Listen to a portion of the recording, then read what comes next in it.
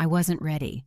I repeated it to myself as I stood still in front of the door to Courtroom 4B, my fingers trembling around a letter Elijah had written me the night before. Behind that thick wooden door, I could hear voices arguing over my future, over his future, over our entire life, as if we were nothing more than a simple case file.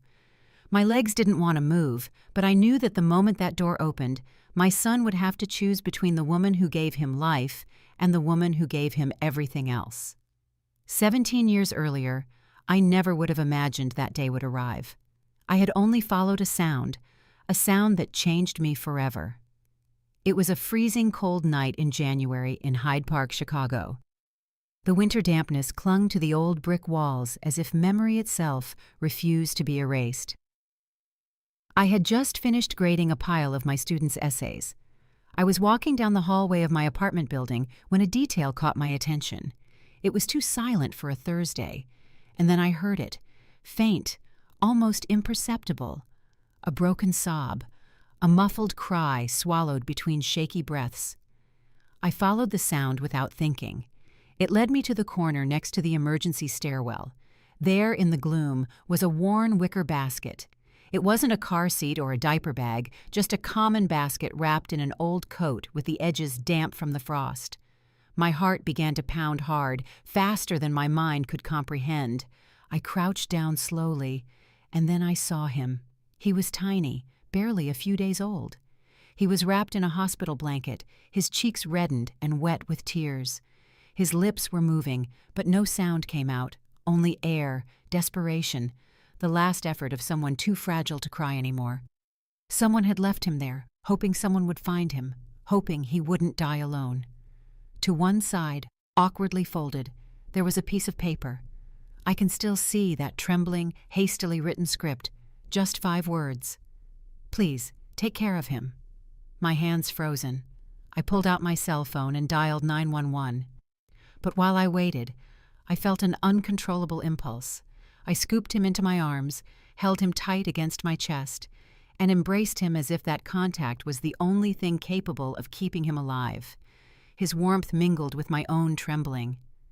I didn't know it then, but I was already making space for him in my heart. The ambulance arrived minutes later, though to me they felt like hours suspended in eternity. The paramedics checked him quickly, but I didn't let go of his tiny hand until they asked me to. I rode with them to the hospital, and as I watched the city lights blur through the window, I understood that my life had changed forever. That dark hallway in Hyde Park had been an ending for someone, and at the same time, the beginning of everything for me. At the hospital, everything became a whirlwind of voices and quick movements. Doctors and nurses professionally checked his temperature, his weight, his breathing. I could only watch him from the corner, my heart squeezed tight with the feeling that if I moved too far away, I would lose him. Hours passed, and with them came the news I hadn't expected. No one claimed him. There were no reports of missing newborns, no alerts to the authorities, no call from a regretful mother. The baby was a mystery. The nurses began calling him Baby January, a provisional name, useful for records, cold like the calendar. But inside me, another word had already begun to form, a name I wanted to pronounce with certainty. The next day, a social worker approached me, a clipboard in her hand. She explained that the state would designate a temporary guardian and that, in the meantime, the little one would be in custody. I listened to her talk, but my lips moved ahead of my reason. I want to keep him. I want to adopt him.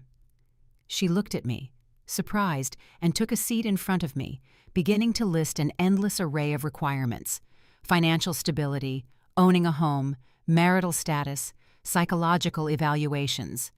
I nodded to everything, though I knew I met almost none of it. I wasn't married. I lived in a tiny apartment above an antique bookstore and barely had any savings. But the only thing I felt compelled to say was, "What I have is enough, and I want to give him my entire life." I remember that woman sighing as if she were accustomed to hearing promises that time later dismantles. Still, she handed me a stack of papers that I filled out with a steady hand. My answers were simple, but every stroke carried the conviction that I could no longer let him go. That very afternoon, while caressing his tiny fingers, I decided on the name that would accompany him. Elijah, a gift from God. That's how it felt. The name left my lips with a tenderness that moved me, as if it had been written for him all along. The process wasn't immediate. Full weeks of home visits, interviews, medical reviews, and paperwork. They asked me if I was ready to give up my life for a child. I wanted to answer with another question. What life do you think I was living before him? But I limited myself to smiling and repeating the only thing I knew for sure. I'm ready. Finally, in March, they allowed me to bring him home.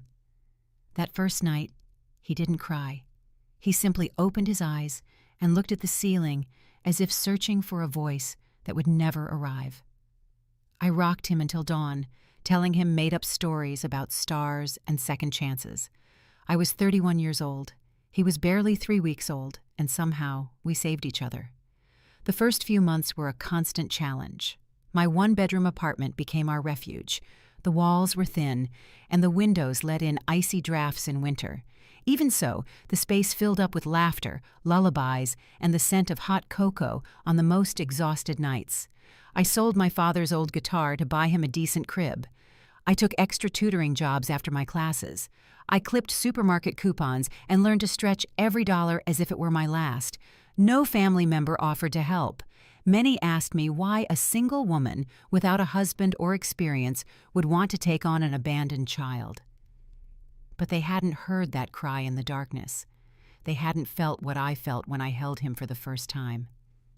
Elijah became my reason to wake up every morning, the certainty that filled the voids I didn't even know I had. The following years were a mix of scarcity and magic.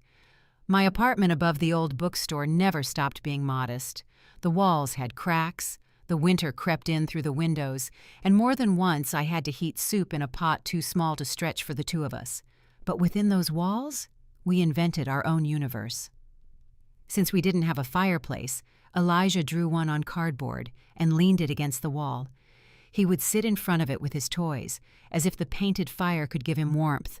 I watched him and thought that perhaps true wealth wasn't in what was missing, but in the creativity that sprang forth to fill the void.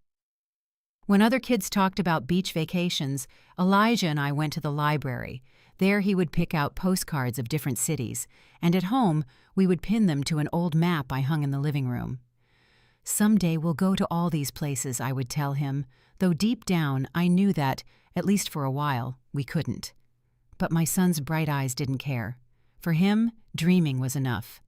Over the years, we invented a secret tradition. Every January 12th, the day I found him in that hallway, we would turn off the lights and light a single candle. I would tell him the story of how a cry in the shadows had changed my life, and when I finished, I would always whisper the same phrase, "Today was the day I met you." He would listen in silence, with that absolute attention only children have when they feel someone is speaking from the heart. One particular memory remains the most powerful. Elijah had just learned to walk. We were playing on the worn living room rug with a handful of wooden blocks. His hands were still sticky with jelly because he'd rushed through breakfast. I was trying to build a tower, and he laughed every time it fell down. Then, suddenly, he looked up at me, touched my face with those stained fingers, and said naturally, as if he had always known it, "Mama." I don't think he understood the gravity of what he was saying, but for me, it was as if the world had stopped. I got up, walked to the bathroom, closed the door, and covered my mouth with a towel so he wouldn't hear me crying. It wasn't sadness. It was the release of someone who, for the first time in her life, had been chosen unconditionally. From then on, every laugh, every stumble, and every embrace embroidered a relationship between us that didn't rely on blood, but on the constancy of being there. I gave him my sleepless nights, my hurried mornings, my always empty pockets, but my always full heart. He gave me something I never thought I would have, the certainty of being a mother. I always knew the time would come to tell him the truth, not because he asked, but because I owed it to him. When he turned 8 years old, it seemed unfair to continue hiding the origin of his life as if it were a shameful secret. He deserved the opposite. He deserved to know that from the very first moment, he had been loved. It was a cool afternoon in Hyde Park, the sky half cloudy and the air heavy with the smell of fresh street tacos and city steam coming from the nearby stands. We walked to the park, 2 blocks from our building, where Elijah liked to feed the ducks that gathered under the bridge. We sat on an iron bench, my hands sweaty and my throat tight. I watched him for a moment. His face already showed defined features, a curious gaze, a quick smile, the way he leaned forward when he wanted to listen intently. And then I said it in a soft voice, without embellishment. Elijah, there's something I want you to know. You weren't born with me. You were left at my door, in a basket. There was no one there who could care for you. And in that instant, you became my world. He didn't answer right away. He picked up a stone from the ground and threw it into the water, watching the ripples open in circles. My heart was pounding so hard I feared he could hear it. Finally, he turned to me, extended his small hand, and squeezed mine firmly. I still choose you, he said. I don't recall ever feeling such an intense mix of relief and love. Tears suddenly streamed down, not of sadness, but of gratitude. I hugged him tight, and in that embrace I realized that blood might tell a story, but the choice to stay in love writes an entire book. That day, I returned home with a weight off my shoulders. The truth was no longer an invisible wall between us. There was trust, there was transparency, and most importantly, there was an 8-year-old boy who had given me the answer I needed for the rest of my life. As time passed, that sincerity became the foundation for everything that would come. Elijah began to grow with a different maturity, with a sensitivity that was reflected in the way he looked at the world. He spent hours drawing in his sketchbooks, sometimes scenes from the street, other times fantastic creatures that seemed to be born from dreams. I watched him from the kitchen table while grading exams and noticed that his silence wasn't distance, but an inner refuge where his imagination flourished. The boy who once drew a cardboard fireplace now began to capture human faces with crayons, seeking something in every stroke, as if he wanted to understand beyond what he saw. I understood that his art would be the path by which he would learn to answer questions that neither I nor anyone else could answer. And so, as childhood transformed into early adolescence, his world filled with colors and forms that took him a little farther from me, but also showed me that he was growing his own wings. Between the ages of 10 and 15, Elijah found his own refuge in the highest corner of our building, the attic. It was a cramped space with creaking wooden beams and dust accumulated in old boxes, but for him, it became a secret studio. Whenever he disappeared from the living room or his bedroom, I knew I would find him there, surrounded by crumpled paper, worn charcoal sticks, and paint stains that looked like scars from his inner world. At first, he filled his notebooks with dragons and castles, fantastic creatures born from the stories I told him when he was little. But little by little, his strokes began to change. The monsters gave way to faces, human faces of people he saw on the street, bus passengers, neighbors he barely greeted at the local market.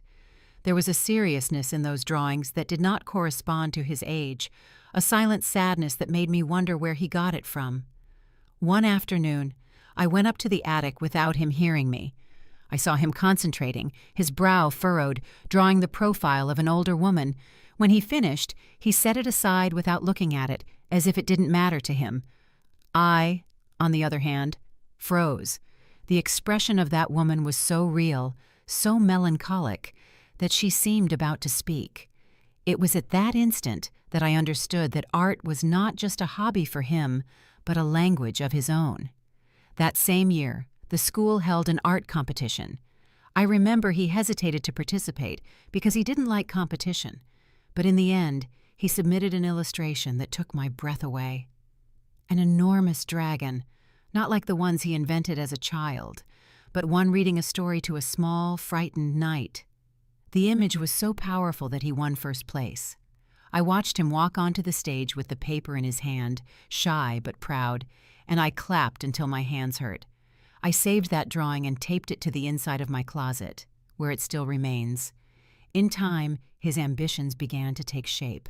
One night, while we were eating microwaved leftovers, he looked at me with a mixture of nerves and determination.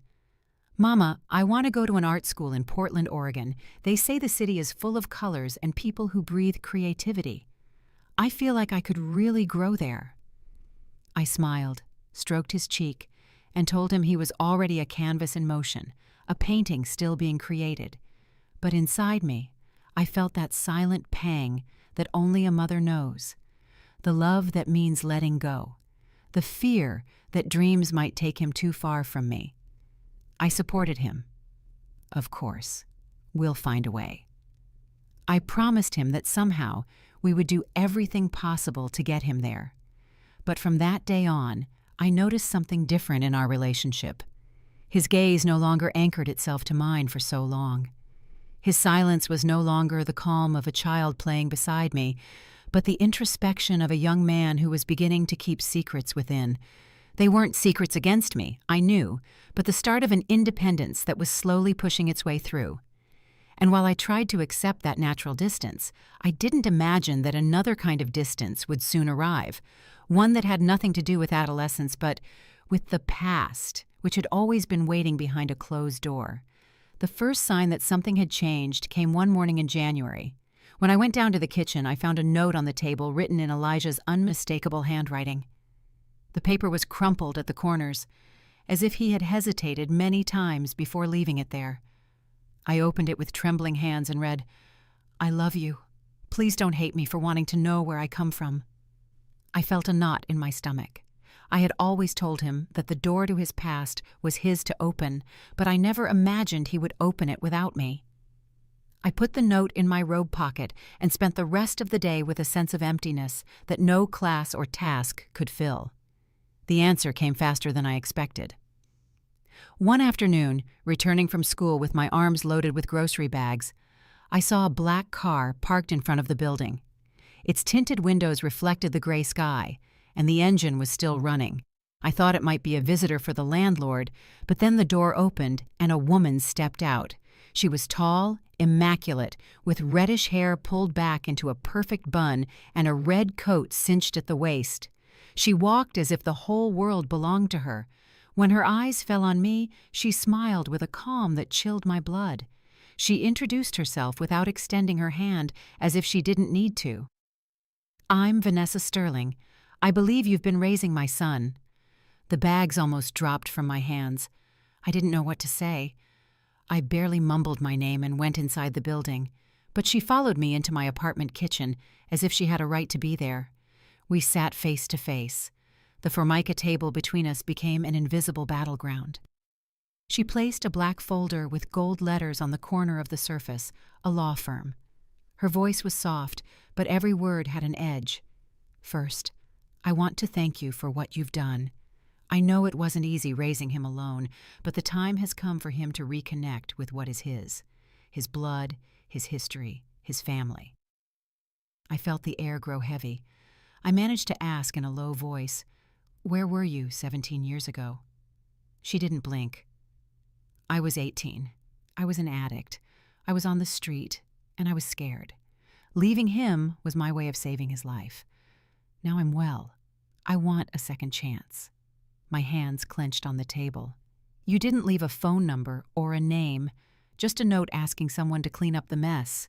She leaned forward slightly, her elbows barely grazing the wood. "And you did. You did it wonderfully. But he's still mine." I shook my head. No, he's not. Not anymore." Then she played her final card. She pulled a sheet from the folder and slid it toward me. It was a DNA test. The match was positive. I didn't need to read the whole thing. The way she said mine had already confirmed it. Before leaving, she delivered the final blow. "Elijah contacted me weeks ago. He was afraid of hurting you, that's why he didn't tell you. But I've already spoken with him. It's only a matter of time." When the door closed behind her, I went to Elijah's room. The space was empty, but the air still held his essence. The smell of paint, damp wood, the shampoo he always left uncapped. On the bed, I found one of his sketchbooks. On the last page, there were two women made of mirror fragments, one with sharp lines, the other blurred and unfinished. In the corner, a single word: divide. I didn't cry that night. I couldn't. I just lay there, staring at the ceiling, wondering what kind of mother I would continue to be after this. The following days became a strange routine, as if I were living in a house with transparent walls. Elijah was still with me, but his mind was already moving elsewhere. He told me that Vanessa had invited him to the coast, to the same ocean where she had spent part of her youth. He would come home with sun-reddened skin and a photograph in his hand, her, younger, sitting in the sand with a guitar. "I have her nose," he murmured, more to himself than to me. I only smiled. What I wanted to tell him was, "No, Elijah, you have your own. You have the life we built here." I didn't stop him. I didn't forbid anything. I watched him leave again and again, with his backpack over his shoulder, with a new brightness in his eyes, that gleam born from the curiosity for what one believes was lost. Meanwhile, I pretended to be normal. I cleaned the kitchen more than necessary, arranged the books in alphabetical order, and cooked dishes that remained untouched. The silence between us was no longer complicit, but cautious. One day, Vanessa extended an invitation to both of us. It was dinner at a downtown restaurant, a place with immaculate tablecloths and sparkling glasses. I hesitated to accept, but Elijah asked me with that mix of plea and hope that disarms me. So I put on the blue dress he himself had given me for Christmas, and we walked in hand. Vanessa was already there with her red coat like a flag, her glass raised, and that measured smile that didn't reach her eyes. The table was set, and for a moment I believed everything could be cordial.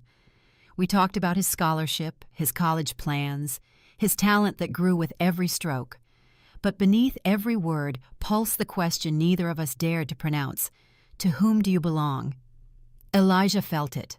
I saw it in his expression when he looked away from his plate and gazed at both of us as if trying to decipher a language written in two different dialects. Suddenly, he put down his silverware and said in a clear, though shaky voice, "I don't want to lose either of you, but if I have to choose, I choose the one who stayed." Time stopped. My breath broke. Vanessa looked down at her glass and didn't respond. I didn't say anything either, because words would have ruined that instant.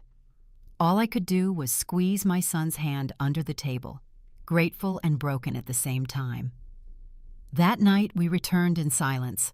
Elijah locked himself in his room, and I stayed seated in the living room with the lights off, trying to imprint that sentence on my memory forever. But the calm didn't last long.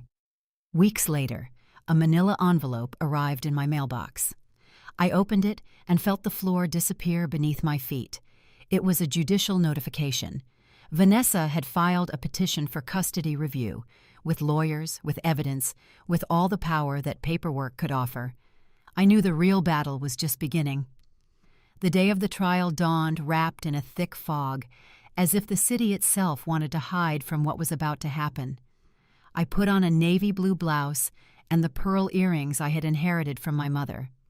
I don't know why, perhaps because I needed to remember that I came from a line of women who, with their light and shadow, had always resisted. When I entered the courtroom, Vanessa was already there. She wasn't alone. She was accompanied by two impeccable lawyers with expensive suits and the practiced smile of those who know how to erase 17 years with a couple of well-rehearsed phrases. I sat on the other side with a folder full of photographs, report cards, receipts, and Elijah's drawings. No lawyer backed me up, only everything I had lived with him. The judge, a woman with gray hair and a tired gaze, opened the file and began to read. She spoke of the minor, the biological mother, the legal guardian. Nobody mentioned the word mother. That word floated in the air, absent, as if it didn't exist. Vanessa's lawyers were the first to speak. They painted a neat story of redemption, the history of a young woman who had made mistakes, who had fallen into addiction and despair, but who, with effort and treatment, had rebuilt her life.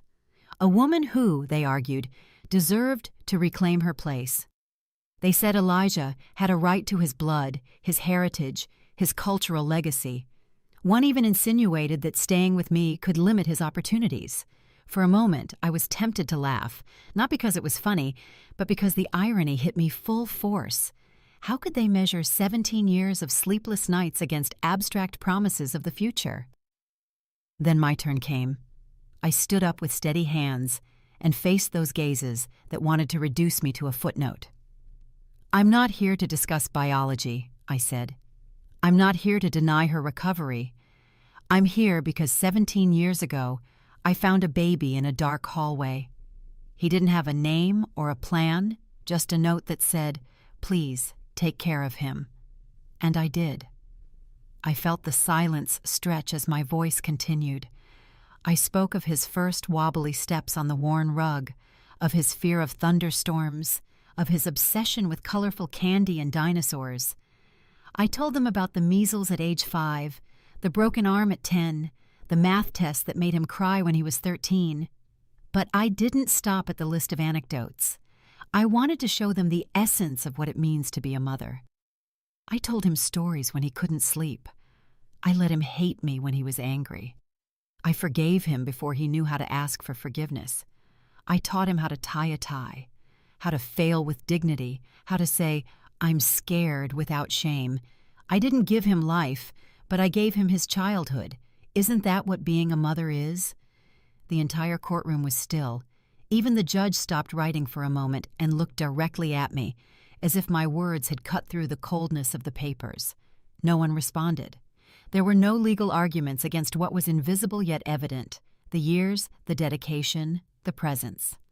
The judge didn't give an immediate verdict. She said she needed time, that the case was complex, that she needed to consider what was best for the minor. But I knew that beyond the laws, something had broken in that room, the illusion that motherhood could be summarized by a blood test. When we left the courthouse, the fog was beginning to dissipate. The air smelled of rain, and I stood on the steps trying to breathe calmly. Then I felt him. Elijah approached, looked me in the eyes with a seriousness I had rarely seen in him, and uttered the words I still keep like an amulet. "I don't want to lose either of you, Mama. But if I have to choose, I choose the one who stayed." And in that instant, the fear that had accompanied me for months cracked. It didn't disappear completely, but it let in the first light. The resolution arrived weeks later. The judge ruled that I would remain the primary legal guardian. Vanessa would be entitled to scheduled visits, supervised meetings, occasional calls. It wasn't a total victory, but it wasn't a defeat either. In reality, the decision that mattered had already been made outside that room, in my son's heart, because it was Elijah who, without anyone pressuring him, chose to stay with me. "My life is here, Mama," he told me one night as we put away his sketchbooks. "And if I go to another city, I want it to be for my dreams, not because someone is taking me away." Soon after, the acceptance letter arrived. The art school in Portland had admitted him with a full scholarship. I remember the moment he showed it to me. We were in the kitchen, the floor still wet because I had just mopped. He came in drenched from the rain, handed me the envelope, and as I read the printed words, I felt my knees buckle. I dropped into a chair and cried so hard I could barely breathe. He sat with me on the floor, just like when he was a child, and rested his head under my chin until the tears ran dry. The following days were filled with preparations: suitcases open on the bed, endless lists of supplies, paints, brushes, winter clothes. I found myself folding shirts and, at the same time, silently storing memories. The sound of his footsteps coming down the stairs, the smell of charcoal on his fingers, the made-up stories at midnight. The morning of the farewell came too soon. His room was almost empty. The bare walls left pale shadows where his drawings had once hung. The half-deserted bookshelf looked like a skeleton. I stood in the doorway, looking at that space that had been his world. I didn't cry. I smiled because I understood that this emptiness was not loss, but transformation. When we went downstairs with the bags, I hugged him for a long time, longer than he expected. I felt his shoulders, now those of a young adult, embrace me back. "I love you, Mama," he whispered. "I love you too, Elijah," I replied, and I watched him walk away with his backpack on his back and his eyes fixed on the horizon. That day, I returned to the apartment alone. The silence was denser than ever, but in my chest there was no loneliness. There was pride. There was gratitude. Because this is also what motherhood is, holding on with all your strength and then letting go with love. I thought the story was complete, that the rest would be waiting for his calls and the letters he would send from college. But I didn't know that one last gift still awaited me, one that would arrive at the hands of the woman who had abandoned him one day and who, years later, had claimed her right to him. The first drawing Elijah sent me from Portland arrived a week after he settled into the dorm. It was a simple pencil sketch of the skyline he saw from his window. I framed it and put it on my bedside table, as if that thin paper were an invisible cord still keeping us connected. In time, the letters became a habit. Once a week, an envelope arrived with a new creation. Sometimes it was the profile of a classmate, other times the view from a coffee shop where he studied, but there was one that took my breath away. That time, I opened the envelope and found a watercolor. Under a leafy tree, 2 women were drawn, one with reddish hair, the other with a tired expression but a warm smile. Beneath it, in firm handwriting, he had written, "I belong to the one who stayed." I stared at it for a long time, my hands trembling. I didn't cry immediately. I smiled first, because I understood that beyond the doubts, beyond the judgments and the wounds, my son had found his truth. A few years later, I received another call, this time not from Elijah, but from the hospital. Vanessa had fallen gravely ill. A ruined liver, they said. A consequence of a life that had begun with wounds too deep. Elijah was by her side during her final days. He told me he held her hand, that he told her it was okay to rest, that he was at peace, and when her last breath faded, he called me. "Come get me, Mama," he said in a broken voice. I drove there and brought him back home in silence. Sometimes words aren't needed when the loss says everything. Weeks later, Elijah arrived with a cardboard box wrapped in brown paper. He put it on the kitchen table and said, "This is from her. She wanted you to have it." Inside were photographs of Vanessa in her youth, hospital bracelets, and even the original note she had left with me 17 years earlier. At the very bottom, carefully stored, I found a worn, hardcover notebook. It was her journal. It took me weeks to read it. Every page was written in cramped handwriting, with scratch-outs, with ink stains. It spoke of addiction, of fear, of nights on the street, but also of dreams she could never fulfill. In several passages, she mentioned a baby she couldn't raise, and in one of them, written in large letters, she called me the unknown miracle. I closed the notebook with silent tears, understanding for the first time that although our paths had crossed out of desperation, she too had wished, deep down, that someone would love him as I had. Years passed. Elijah became a professional illustrator. His work appeared in children's books, community murals, and workshops for children in foster care and group homes. Every weekend, he dedicated hours to teaching art to little ones who, like him once, carried the uncertainty of not knowing where they came from. "It makes me feel like I'm giving back some of what I received," he told me. I watched him work with those paint-stained hands and understood that he had transformed his history into colors capable of healing. Today, when someone asks me if I have children, I answer with pride, "Yes, I have one son. He's an artist. He teaches. He loves deeply." No one questions me about DNA, about last names, about lawsuits. And even if they did, I wouldn't need to justify myself because I understood that motherhood is not measured by shared blood, but by constant presence, by nights spent awake with fever, by hurried packed lunches, by advice given from the passenger seat of an old car. Motherhood is built in the invisible, in the sacrifices that no one applauds. I didn't need a shared surname to be his mother. I only needed to stay. And every day, even today, I continue to choose him. That is my legacy. That is our home. Did you like my story, and which city are you listening from? Let's meet in the comments. If you like the story, you can support me by sending a super thanks, so I can keep bringing more stories like this. Thank you so much for your sweet support. I'm looking forward to your comments on the story. On the screen, you can see 2 new life stories that I highly recommend. There's so much more on my channel. Don't forget to subscribe. See you in the next life story with love and respect.